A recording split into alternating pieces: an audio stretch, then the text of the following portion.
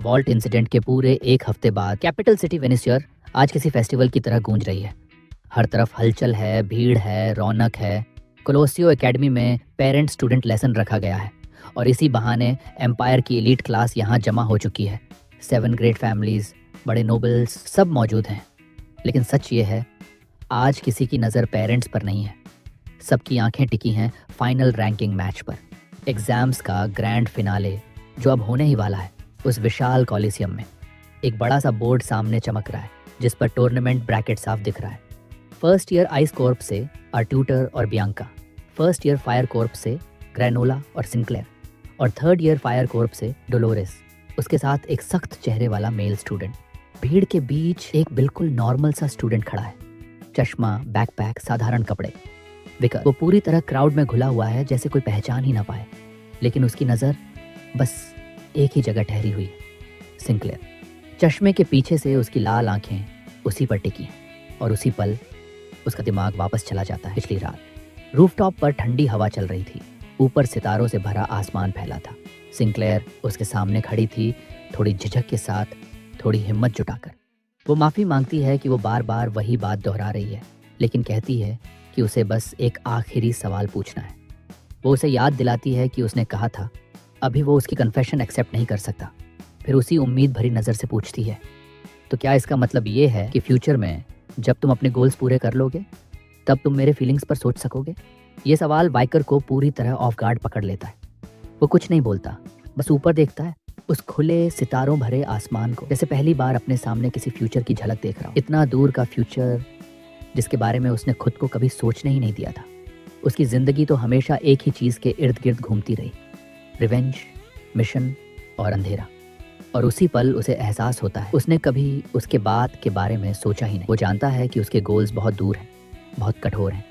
फिर भी वो सिंक्लेयर की तरफ मुड़कर ईमानदारी से कहता है, अगर मैं कभी अपने गोल्स पूरे कर पाया तो शायद तुम सही हो, शायद तब मैं फ्री हो सकूं, बस इतना ही।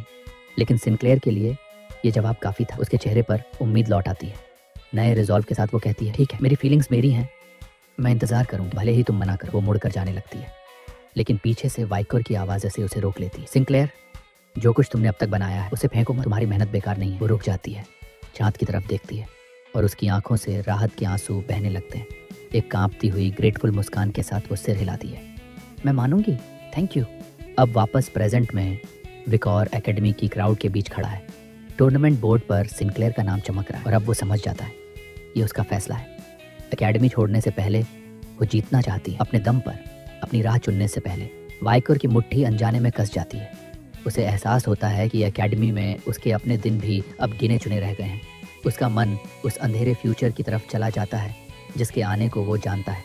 एक पुरानी किताब, ओल्ड मेमोइर्स, एक नाम, कोलोसियो tragedy, time of the fall से पहले का सबसे भयानक हादसा, एक ऐसा एपोकलिप्स जिसने पूरी दुनिया को याद दिलाया था। डीमंस सिर्फ कहानियों में नहीं थे, वो असली थे। टाइमलाइन को मन ही मन गिनते हुए वाइकोर को साफ दिख रहा है, डिजास्टर अब ज्यादा दूर नहीं है, लगभग 6 महीने। उसका रास्ता तय हो चुका है। यहाँ का काम खत्म होते ही वो एकेडमी छोड़ देगा और आने वाली कैटास्ट्रोफी की तैयारी करेगा। भविष्य के ख्यालों में डूबा वाइकोर धीरे से आंखें उठाता है। उनमें एक तेज खूंखार लाल चमक उभर आती है। उसे पता है उसका रास्ता आसान नहीं है। ट्रायल्स, हार्डशिप्स और दर्द उसका रास्ता ले जाता है दुनिया की सबसे भयानक जगह पर, न्यू वेल वाग, दुनिया की सबसे खतरनाक प्रिजन। उस अंधेरी डरावनी जेल की तस्वीर उसके दिमाग में साफ उभर आती है। ठंडी दीवारें, गहरी शैडोज और न खत्म होने वाला डिस्पेयर। और उसी पल उसका रिजॉल्व और मजबूत हो जाता है। उसी वक्त कोलिसियम में भीड़ का शोर अचानक बढ़ जाता है। अनाउंसर की आवाज़ गूंजती है, फाइनल मैच अब शुरू होने वाले हैं। पहला मैच अनाउंस होता है। अरीना में कदम रखता है Tudor La Mancha Don Quixote, first year ice core. उसके चारों तरफ चमकती हुई नीली एनर्जी शील्ड है, हाथ में स्पीयर। उसके सामने आती है बियांका अशर, फर्स्ट ईयर आइस कोर की आर्चर। उसके चारों ओर भी वैसी ही एनर्जी शील्ड चमक रही है। ऑडियंस में अचानक एक गगनभेदी दहाड़ गूंजती है। गोल्डन आर्मर पहना एक विशाल आदमी खड़ा होकर चिल्लाता है, जीतना ही होगा ट्यूडर, फैमिली की ऑनर दांव पर है, हारे तो घर मत लौटना। ये है सर्वांटीज, एजर स्पीयरमैन फैमिली का पेट्रियार्क। पास ही एक और आदमी बैठा है, लंबे काले बाल, बाहें सीने पर क्रॉस, चेहरे पर इरिटेशन। रॉड्रिक फो अशर, मिस्टिकल आर्चर फैमिली का पेट्रियार्क। वो शोर से परेशान होकर बड़बड़ाता है, फिर ठंडे लहजे में अपनी बेटी से कहता है, बियांका, इन बदतमीज़ों को सबक सिखा देना। अरीना में ट्यूडर थोड़ा झुककर बियांका से कहता है, सॉरी, मेरे पिता देख रहे हैं, मुझे तुम्हें डिस्ट्रॉय करना पड़ेगा। बियांका बिना हिले जवाब देती है, मेरे पिता भी देख रहे हैं और मैं भी इजी जाने वाली नहीं हूँ। ट्यूडर चौंक जाता है, तुम इजी कैसे जा सकती थी? मिड टर्म्स में मैं तुमसे ऊपर रैंक किया था। बियांका आंखें घुमाकर कहती है, इडियट, मैंने जानबूझकर तुम्हें ऊपर आने दिया, वरना तुम पूरा दिन रोते रहते। दोनों की आंखों में आग भर जाती है। ग्लेयर्स, इंसल्ट्स, चुनौती। हारने पर शिकायत मत करना, खुद रोना मत। बहस बढ़ती जाती है और अचानक दोनों पावर अप करते हैं। एनर्जी फट पड़ती है और अब भड़क उठता है। बैटल शुरू होने ही वाली है। स्टैंड्स में बैठे ग्रनोला ये सब देखकर नाक से कोड़ता है। ग्रेट फैमिलीज के बच्चे और इतना क्लासलेस बिहेवियर। फिर वो सिंक्लेयर की तरफ मुड़ता है, तिरछी मुस्कान। कॉमनर, वो बेझिझक कहता है, फायर कोर का टॉप स्पॉट मैं ही लूंगा। मैं किसी कॉमनर को वो ऑनर नहीं लेने दूंगा। इंटरिम स्टूडेंट काउंसिल प्रेसिडेंट बनना तो दूर की बात है। स्मग स्माइल के साथ वो जोड़ता है, पुश एंड पुल टैक्टिक है। अब तुम मुझे राइवल समझोगी और इंटरेस्ट लेगी। सिंक्लेयर अब तक चुप थी। वो शांति से उठती है, बिना गुस्से, बिना आवाज ऊंची। चाइल्डिश, बस यही शब्द। वो चलने लगती है। ग्रनोला हक्का बक्का रह जाता है। हैं? सिंक्लेयर रुककर उसी ठंडे लहजे में दोहराती है, चाइल्डिश। ग्रनोला की सारी कॉन्फिडेंस हवा हो जाती है। वो सीट में सिकुड़ जाता है। सॉरी, वो बुदबुदाता है। दूसरी ओर एक पार्क बेंच पर अकेली बैठी है डोलोरेस। वो गहरी सांस छोड़ती है, दिमाग भारी है। उसका पूरा मन एक ही नाम में उलझा, सिंक्लेयर। उसकी आंखों के सामने वॉल्ट की वो रात घूम जाती, गुस्से में भरी सिंक्लेयर, और वो पल जब उसने उसे जोर से धक्का देकर दूर कर दिया था। उस दिन के बाद डोलोरेस ने कई बार बात करने की कोशिश की, लेकिन सिंक्लेयर उससे बचती रही। अब डोलोरेस समझ नहीं पा रही वो क्या करे, कैसे बताए उस रात की सच्चाई।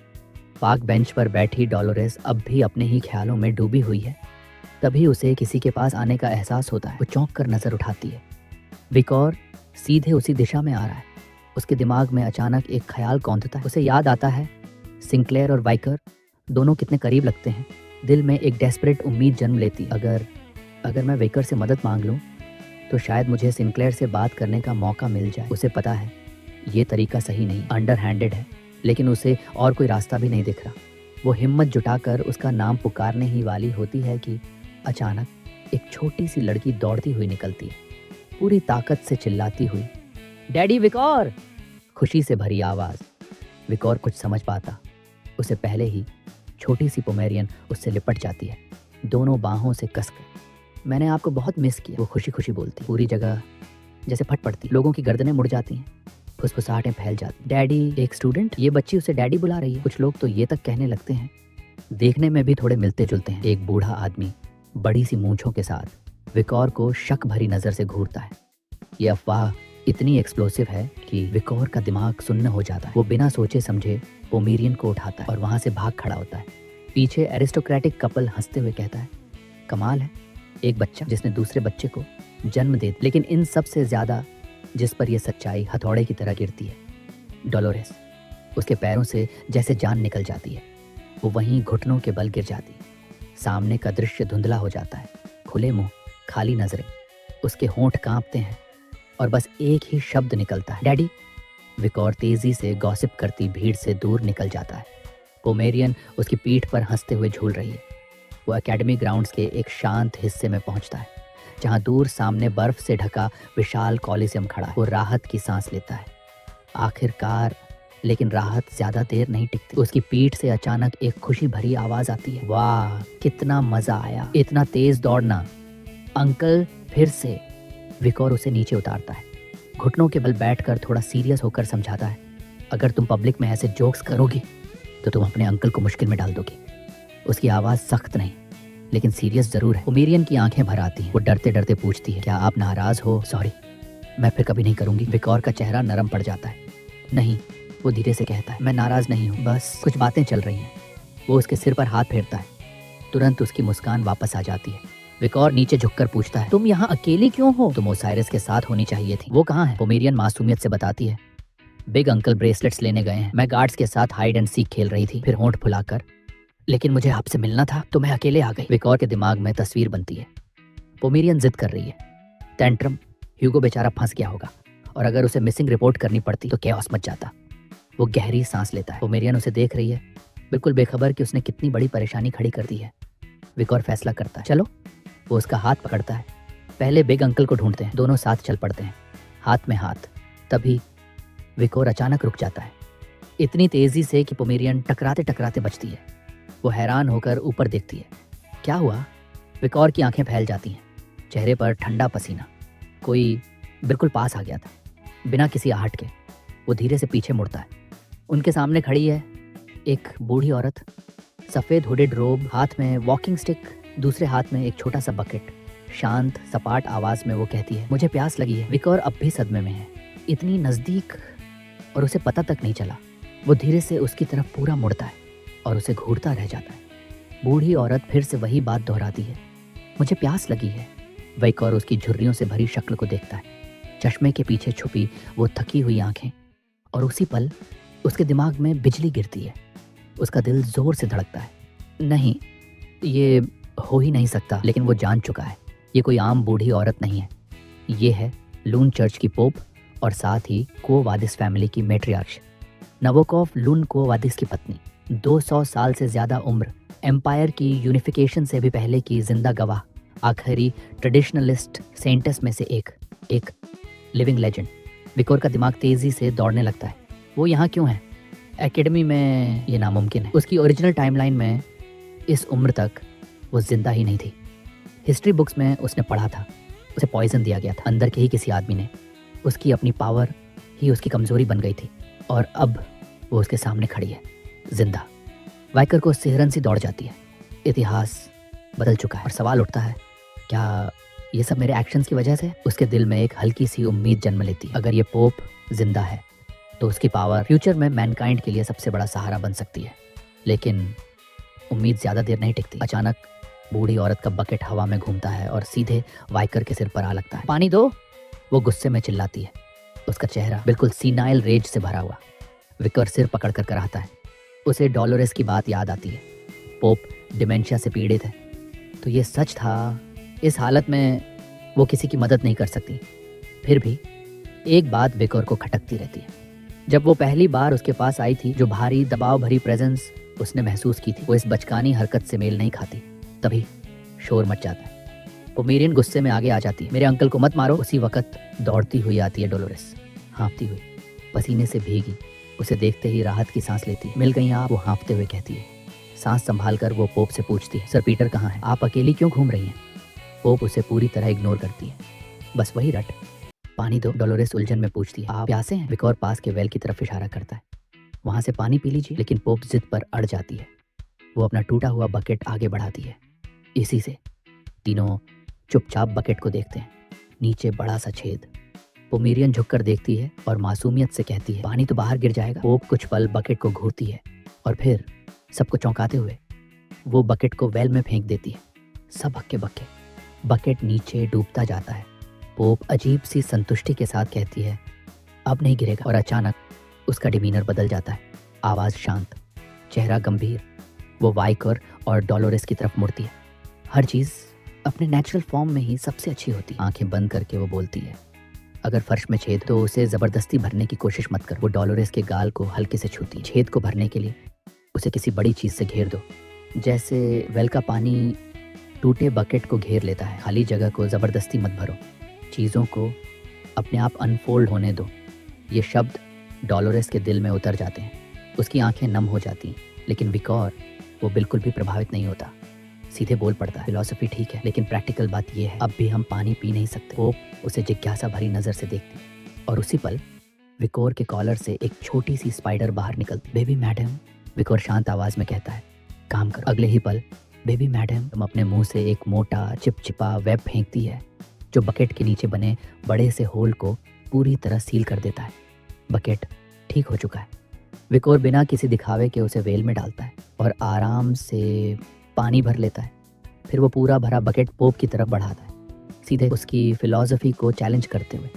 आपको प्यास लगी है, पानी मौजूद है, बकेट में छेद था, तो क्या जो चाहिए उसे पाने के लिए हर मुमकिन कोशिश नहीं करनी चाहिए? उसका प्रैक्टिकल जवाब सबको स्तब्ध कर देता है।